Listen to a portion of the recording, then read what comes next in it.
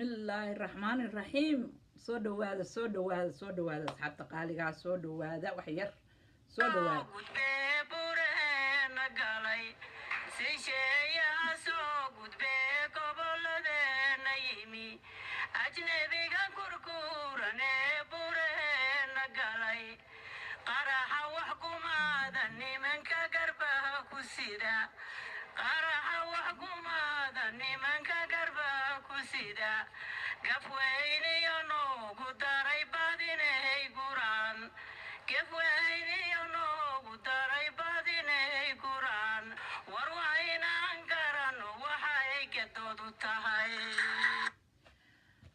سودو هذا السلام عليكم ورحمة الله وبركاته وإن قرنه وحي قدوز التهي ورنتيد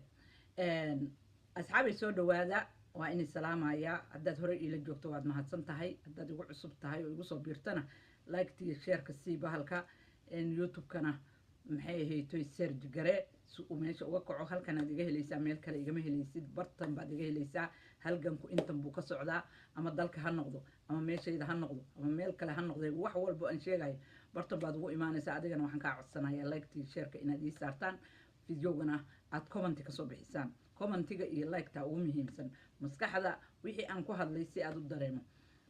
intaas waa inta waxaan rabaa inaan ka hadlo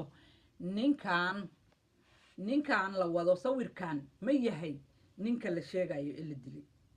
mise ma aha ninkanu ma yahay ninka la dilay mise ma aha waa midda aan rabo inaan idin sheego ninkan horta ma aha ninka hadda la helay maydkiisa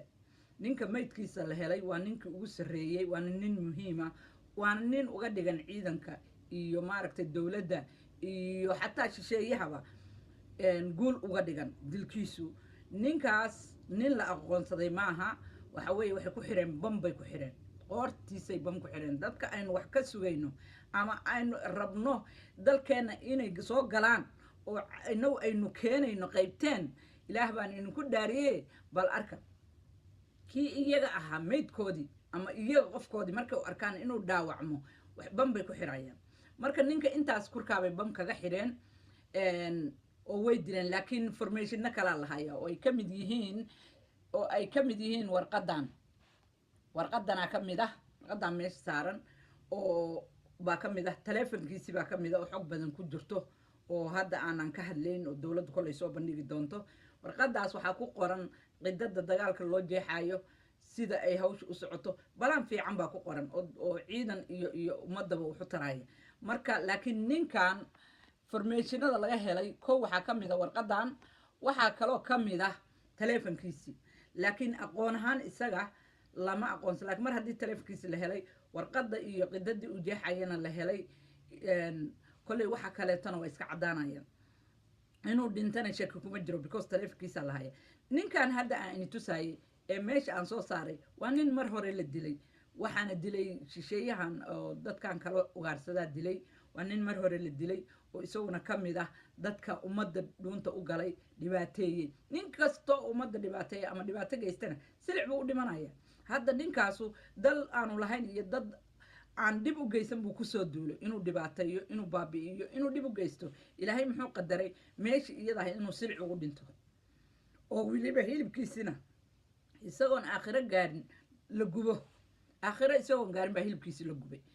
ciidanku maanta guulihii ugu badnaa bay gaareen cadow badan waa lasoo qaqabtay balse waxaan la yaabay waan aad ula yaabay nimanka intay soo duuleen dhul aanay aqoon iyo dal aanay aqoon iyo meel aanay lahayn yimaadeen ee sugaaya haddana inay ku guulaystaan oo markii lasoo qabto ashahaadanayo bal ashahaadadoodu talow maxaa la dhahay inkastoo nebigu yidhi qofka hadduu ashahaadanayo adigu waxa ku dhifanin oo macnaha gaal hataa hadduu ku dhumanayo adigu waxba kaama gelin oo ashahaadadaa kaliya qiimee laakiin waan la yaaba bal ila daawada dadkan ila daawada maanta saana loo soo qabta horta waa guul maasha allah waa kuwa dhegaysta maqlay naftaa ka socota amiirkan naagtiisa waa shan xabo madaxa kaga dhufto meesha kuma soo gaarin oo waa iga cararnay ilaa meesha gashan waa daba joogaya daba joog waad arkaysaa gabadha horta waa u hambalyaynaya annaga gabdhahayo waa geesiyaal dal iyo dibadna saasaan mindida iyo seefta u sidanaa cadowga iyo annagana aragti baa naga dhexaysa laakiin waxaan la yaabay nimanka intay yimaadeen meel aanay lahayn markii la qabtana saa u gariirahay laa ilaaha illallah laa ilaaha illallah laa ilaaha illallah alla kaama aqbalo sukaababa aqbalaya dhul aadan lahayn dad aadan lahayn baad kusoo duushay meeshaas waa nimankii meesha lagu qabtay waaye waa meeshii maaragta laga helay meydkiisa weeye meesha meydkiisa laga helay oo maaragtay ninkan laga helay waayo warqadaha iyo farmeeshinada marka nimankan waa cadow maanta horta waa laga guulaystay meelihii hadda haray meeshii ugu dhib badnayd oo layslahaa dhibaato weyn baa ka dhacaysa oo laga cabsida qabay oo loo diyaar garoobo oo lalahaa culayska ugu badan meeshaasu ka imaan doonaa jilbaha laysu aasan doonaa weeye meesha maanta horta meydkiisa laga helay ilaahayna noo fududeeyey meelaha kaloo harana waa meelo yaryar dhulku magacyuu leeyahay waa dhib badan yahay waxa weeye hawshiis way iska badan tahay dhul qurux badan oo maaragtay qarsoon oo aanba awal laga warhaynin baaba soo baxayba marka ninkan marka hadda aad arkaysaan ma aha laakiin ninka meydkiisa la helay gobolkan ka baaray anigu gobolka magaca geliye waa ku raadiyey sawirkana ii soo baxay sawirkaa meesha saaran ayaa magaciisa haddaad gobolka ku qorto kuu soo baxaya hal xaboo kale oo aad soo helayso oo aad soo saaraysid ma laha ma halkaa xabaa ku jira oo laga qaaday mise ma aha laakiin kan waa isaga sawirka keliya oo ugu jira gobolka ugu jira haddaa gobolka gasho ood ku qorto waad ogaanaysaa gobolka kan keliya ugu jira ma garateen oo kaas keliya ugu jira marka ninka horta waa ninka maantay meydkiisa la helay taleefanadiisa la helay warqadahan iyo qadadana jeexaya oo ciidanka ugu muhiimsanaa waa ninkan waxaana loo malaynayaa inuu muddo ka hor dagaaladii ugu adkaa inuu ku dhintay oo ay qarinayeen because waa tiirkoodii waana midda keeni karta inay meel walba ku jabaan because qofka mas-uulka kuwa ama madaxda kuwa ama ku hogaaminaya hadduu kaa jabo uu kaa dhinto dee waad qalqalaysaa xoogaa muddo waad qalqalaysaa sida aynu ku aragnay qolooyinkaana meelo badan oo arrimahaas ka dhaceen waad aragteeno siday wax u socdeen waxbaa culays baa ku yimaada marka ninkan wuxuu ahaa ninka ugu khatarsan horta dowladda puntland iyo ciidankeeda iyo shacabka iyo addoonkao dhanna maxay tahay wax weyn uga dhigan dhimashadiisu laakiin sawirkan kale ee aad aragtaan ee la wareejinayo ee ninkan ah ma aha ninkan ma aha ninka maanta la helay ninkan ma aha waa midka kaleeto waaye marka horta saas waxu jiraan ciidanku maanta waa guulaystay guulo badan buu keenay meeshii ugu badnayd waa layska saaray hadda waxaa hartay hal meelah insha allahu sida wax ku socdaan ama maaragtay arrimuhu u jiraanna soonka intaan la gaarin labada wiigan ka dhiman soonka inay soo dhammaataan rajaynayna because meeshii ugu cuslayd meeshaan bay ahayd meeshaan kaleetona waxa weeye maa meeshay hadda isugu tageen oo ilmahoodii iyo ugxaantoodii ay dhigteen haddii halkaa laga saaro oo ay halkaa ka baxaanna meel kaloo u hartay ma jirto waa u dhammaanaysaa saanna waa loo soo qaqabanaya waxa keena jabkana waxa weeye in meelihii ugu muhiimsanaa laga qabto meel walbana go-doon laga geliyo dee waddankana anaa iska lahaa deegaanka anaa lahaa anigii lahaa baana meel walba ka ah sirdoon reer baadiyihii baa sheegaya kalluumaysatadii baa sheegaysa maxay tahay magaaladii baa la sheegaya meelay ku dhuuman karaan ma laha marka waana nimankaana arkayso markii lasoo qabto iska wada cabaadaya waxaa gaariga ka buuxa aad u jeedo hal nin oo soomaaliya kuma jiro kulli waa ajnabi haddana saasay dal dadkiisa leeyahay intay soo aadeen ay buuro ka dhisteen video kale waxaa jira aad yaabayso musqulaha ay qoteen iyo sida ay maaragtay u diyaar garoobeen aad la yaabayso marka guushi waa imaatay ciidanku waa guulaystay waa ilaahay mahadii alxamdulilaahi rabbilcaalamiin baan leeyahay ilaah baa mahad iska leh ilaahay baan ku shukriyeynaa ciidankana waan ugu mahad celinaynaa dowladdana waan ugu mahad celinaynaa waxa inoo harana waa wax yar waxaan arkayay dowladdii damkasii oo masayr cirka maraysa naag masayrtaa la arki jiray niman masayraya dowladdan soomaaliya ee muqdisho ka dhisan baa lagu arka marka waxaan leeyahay guul iyo gobonnimo adduunkiina maantay waad arkayseen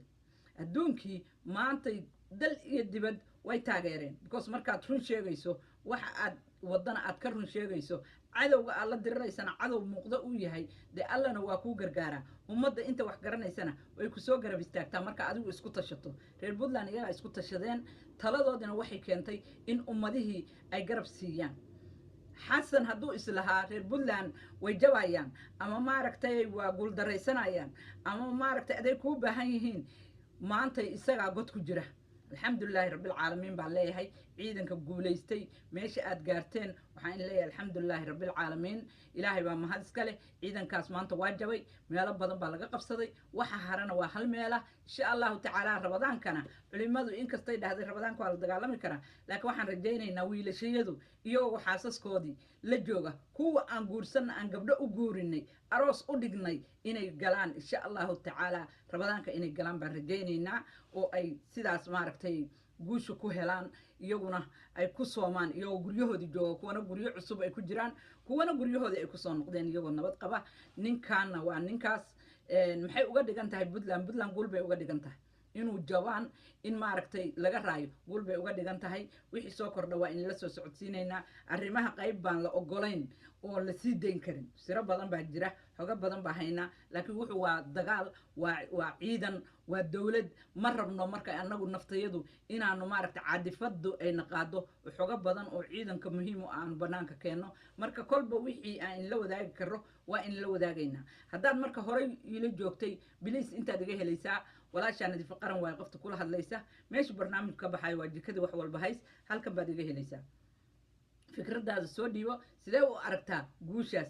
sideed u aragtaa qaqabashadooda sideed u aragtaa in si fudud lagu saarayo marka adigu fikradaada commentiga igula soo wadaag barnaamijka ii sheer garee liketa iyo sheerka ii saar subscribe-na iiga dhig meesha intaad iga helaysaay igu soo biir guul iyo gobonnimaan leeyahay ciidankayga soomaaliyeed iyo ciidanka reer puntlandba waxaan leeyahay guul iyo gobonnimo meel aad joogtaanba waa inii salaamaynaa waana inii mahad celinaynaa asalaamu calaykum waraxmatullaahi wabarakaatu